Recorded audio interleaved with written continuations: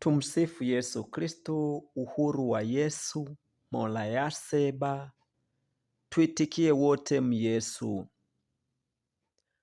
Roho Mtakatifu wa Yesu ananena na ulimwengu. Pinga ushoga na roho zote za kuzimu na kuziombea kwa jina la Yesu. Lakini pinga roboti aliyeingia duniani kwa kisingizio cha kukua kwa sayansi na teknolojia. Ni sanamu huyo. Kwanza tuanze na sala ya ufalme wa Yesu inayotoka katika kitabu cha Mathayo sura ya 6 mstari wa 9 hadi wa 13. Baba yetu uliye mbinguni, jina lako litukuzwe, ufalme wako uje, mapenzi yako yatimizwe hapa duniani kama huko mbinguni. Utupe leo riziki yetu, utusamee deni zetu kama sisi nasi tuwasamehavyo wadeni wetu, na usitutie majaribuni, lakini utuokoe na yule mwovu, kwa kuwa ufalme ni wako na nguvu na utukufu hata milele. Amina. Leo tunajifunza fumbo la Pasaka.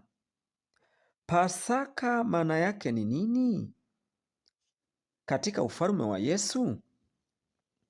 Kitabu cha Kutoka 12 mstari wa 11 inasema, tena mtamla hivi, mtakuwa mmefungwa viunoni vyenu, mmevaa viatu vyenu miguuni, na fimbo zenu mikononi mwenu, nanyi mtamla kwa haraka.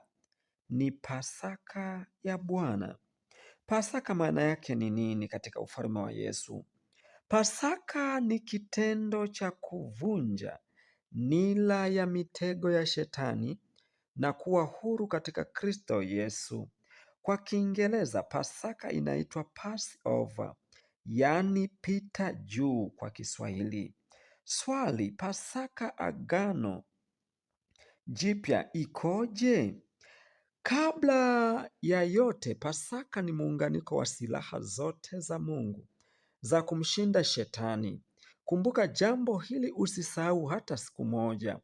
Pasaka ya Agano Jipya iko katika ulimwengu wa roho na inafanyika kila wakati kwa mtu aliye mtumwa wa dhambi anapoamua kufunga na kutoka katika utumwa wa dhambi, na vita yake haitumii silaha za damu na nyama kama za Agano la Kale.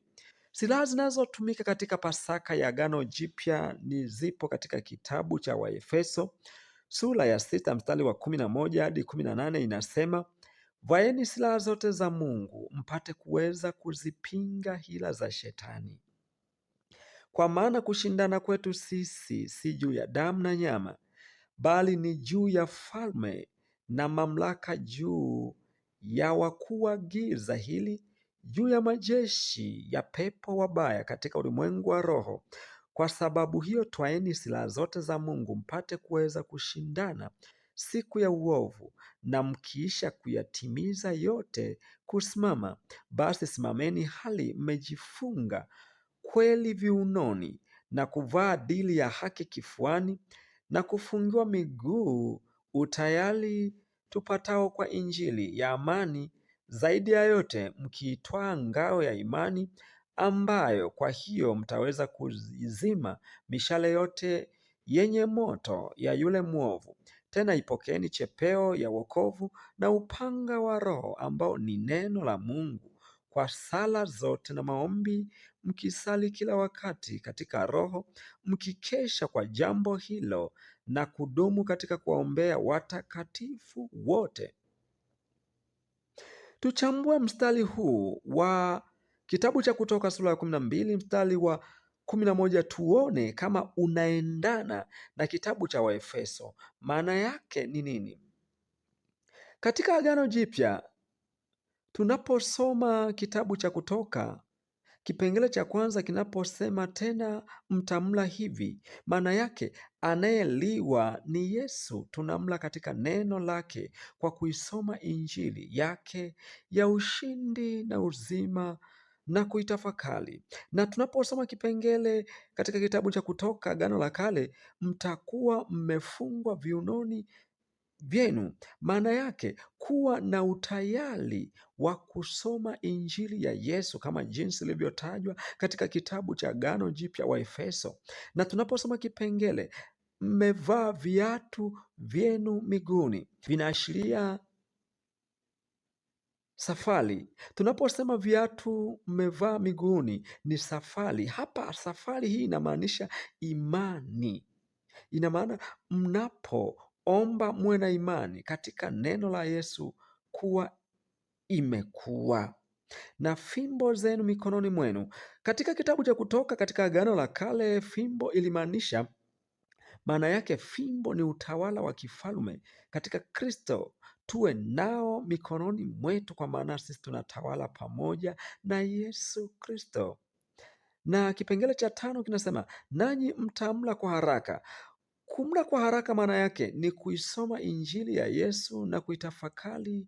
Inahitajika bidii, sio kwa ulegevu na uwepesi wake katika kujifunza neno la Mungu. Na 6 ni Pasaka ya Bwana, maana yake ni silaha ya Mungu, maana Pasaka ni muunganiko wa silaha za Mungu. Kumbuka jambo hili, usisahau hata siku moja.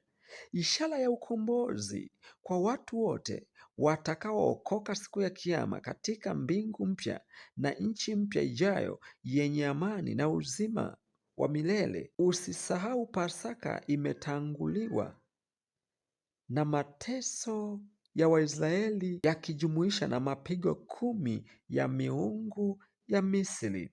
Kwa hiyo andiko hili linatufundisha na kutufahamisha tuweze kujua ilikuwa ni ishara ya ujio wa Yesu Kristo kuleta silaha zake katika Agano Jipya, akiwa yeye kama mwanakondoo aliyechinjwa, na ni silaha tosha ya kumshinda shetani na kutufanya tuvuke twende katika nchi ya ahadi, ambayo ni mbingu mpya na nchi mpya. Asanteni kwa kunisikiliza.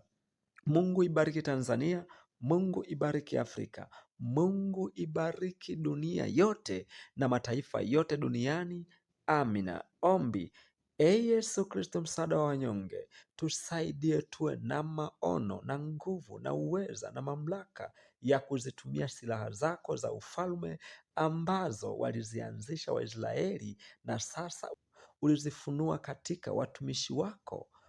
Tuzivae silaha zote za Mungu ili tupate kumshinda shetani na kuingia katika ufalme wako wa pendo lako.